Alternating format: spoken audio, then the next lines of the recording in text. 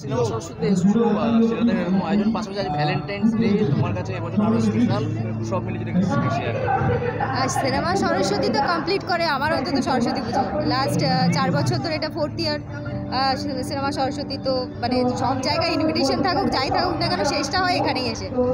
তো সেটাই প্রত্যেক বছরের মতন এখানেও এসেছি, সবাই এখানে দেখা সাক্ষাৎ হয়, মানে সবার সাথে দেখা হয় না, এরকম একটা গ্যাদারিং হলে যেটা হয় যে সবার সাথে অনেক দিন পরে দেখা হয়, কথাবার্তা হয়, এটাই ভালো লাগে। আর ভ্যালেন্টাইনের সঙ্গে সিনেমা সরস্বতীর আগের এক্সপিরিয়েন্স না এইরকম এবছর হ্যাঁ আমার ভালো লাগছে, অন্যরকম এক্সপিরিয়েন্স লাগছে। এটাই বলবো যে সবটা মিলিয়ে ভালো, খুবই ভালো, মানে এই বছরটা আমার জন্য স্পেশাল এবং ভালো, লাকি। আর যদি বলো তাহলে মনে করি সেটা। ভ্যালেন্টাইন্স ডে কি পেলে আর কি দেবে? আমার কাছে তো এটাই মনে হয় যে প্রত্যেকটা দিনই ভ্যালেন্টাইন্স হওয়া উচিত প্রত্যেকের জন্য। যদি ঠিকঠাক পার্টনার আমাদের পাশে থাকে তাহলে আমাদের প্রত্যেকটা দিনই ভালো হয়।